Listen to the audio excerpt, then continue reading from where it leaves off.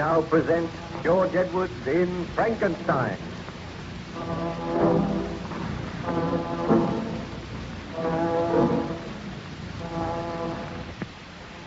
The good ship Voyager had been on a journey of exploration towards the North Pole. He was homeward bound, but unfortunately, the icy grip of the northern winter closed in, and the Voyager was surrounded by great blocks of solid ice.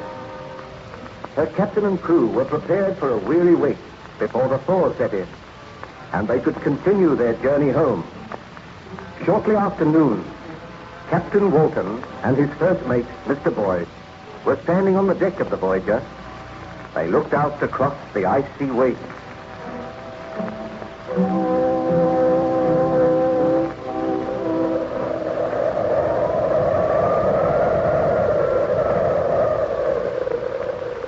Well, Mr. Boyd, I think we will be here for quite a considerable time yet.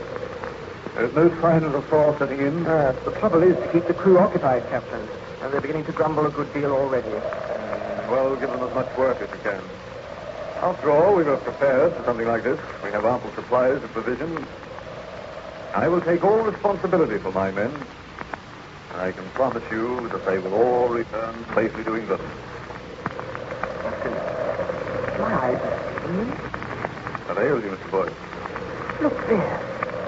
Coming across the ice. A man. Are all the crew accounted for, Mr. Boyd? No one has left the vessel, sir. Approach is the side of the vessel. Ahoy there! The ship here. No, I must be dreaming. This is another signal of my tortured brain. I can assure you this is a ship. Give orders for the strangers to be helped aboard, Mr. Boyd. Aye, sir. What ship is this? Whither are you bound? My men are coming to help you aboard now, sir. Bring him up that rope ladder. Steady there. Stranger appears to speak good English. Yes? I wonder where he came from. I can't understand it. A man wandering about all alone out here. The wind and the snow is howling about. They're bringing him aboard now, sir. Who is the captain of this vessel? I am the captain. My name is Walton. I fear is this vessel bound? We have been on a voyage of exploration towards the North Pole. We commenced our journey homeward. The ice closed in on us. We are staying here until the thaw sets in. May I crave your hospitality and shelter? Most certainly, sir. May I ask your name? Victor Baron Frankenstein.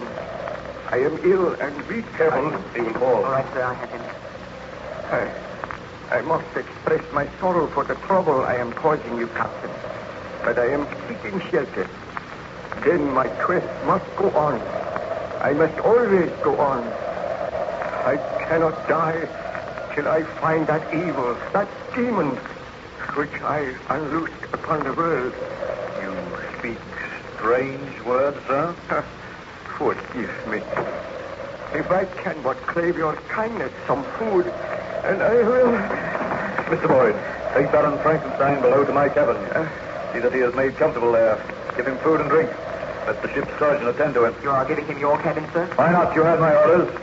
Have a hammock slung for me in the cabin. Aye, sir.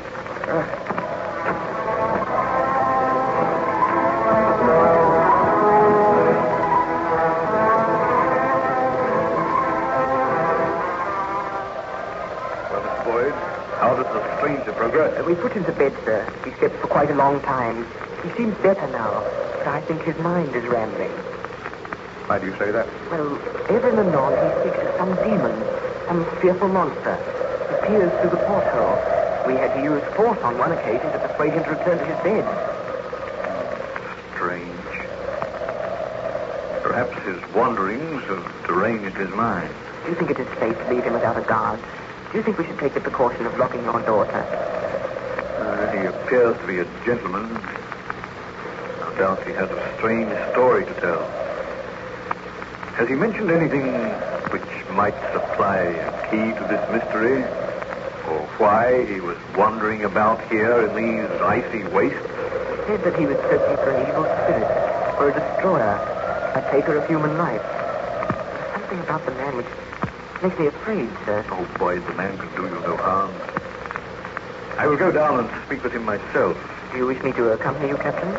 No, I will go alone. But should he become violent? Oh, the man is weak and ill. How can he become violent? He struggled with us when we dragged him away from the porthole. He said he must be watching, forever watching. Poor devil. I will try to persuade him to tell me his story. Wait here on deck, Boyd. I will send for you if I need you.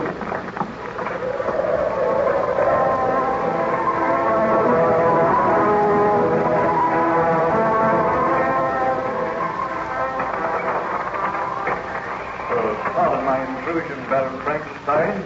I came to inquire after your health. Why was I locked in this cabin? Why are you keeping me a prisoner? I am considering your own safety. Considering my own safety?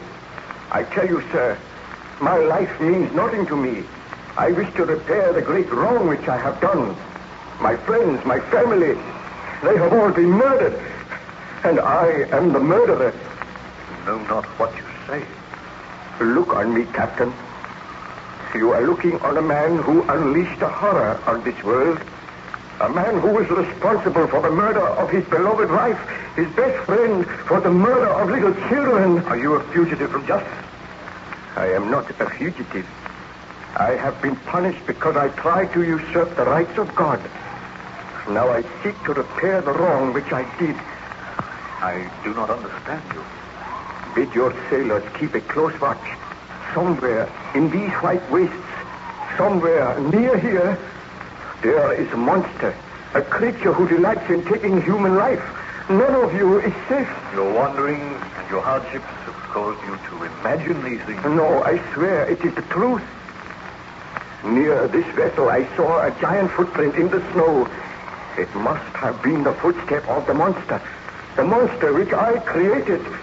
Would you like to tell me something of your story? Captain Walton, I do not know if you will believe my story when I tell it to you. Perhaps you may have proof. Perhaps someday you will look upon this monster. Oh, may heaven grant that you do not. If it will help you to tell me about it, Baron Frankenstein, I assure you I will make a ready listener. Be seated, Captain. I have told you that my name is Baron Victor Frankenstein. I was born in Geneva, and my family is one of the most distinguished in that republic. My father had filled several public situations with honor and reputation. He was respected by all who knew him for his integrity. So you can see, sir, that I grew up in the most ideal surroundings. When I was 17, my parents sent me to the University of Ingolstadt, and there I became interested in science.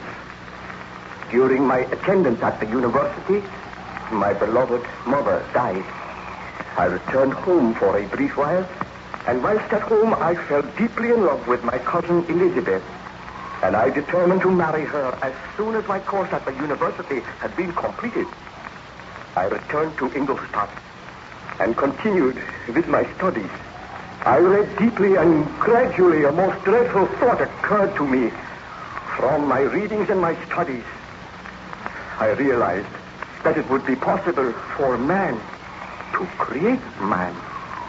I became aware of the tremendous power of electricity. I was caught once in a terrific thunderstorm. I observed how the lightning had split an oak tree in half. And the knowledge came to me that just as electricity can destroy life, so can it create. And then and there, my horrible resolve was born. I vowed that I would not rest until I had created a man.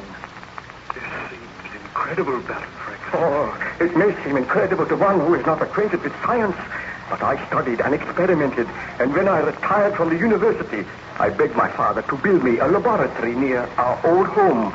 He agreed to do this, and then I took into my confidence an old family servant called Julio.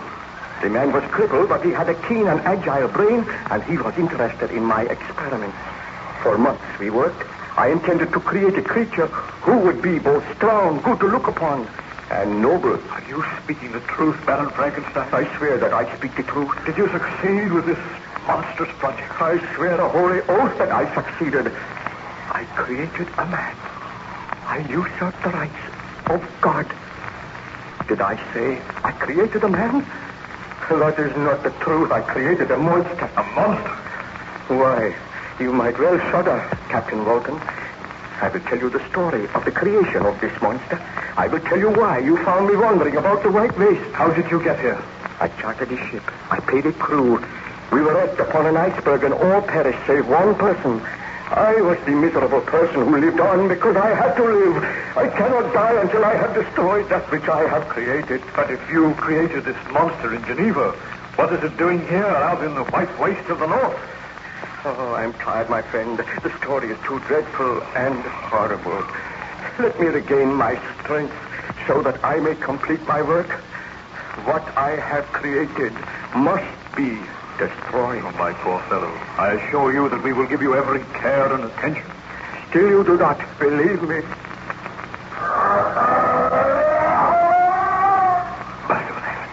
What was that?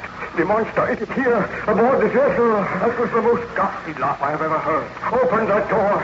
Let me complete my work now. Did you hear that? Stand aside. No, we shall not open this door. Mr. Boyd! Mr. Boyd! Come back at once and bring a pistol!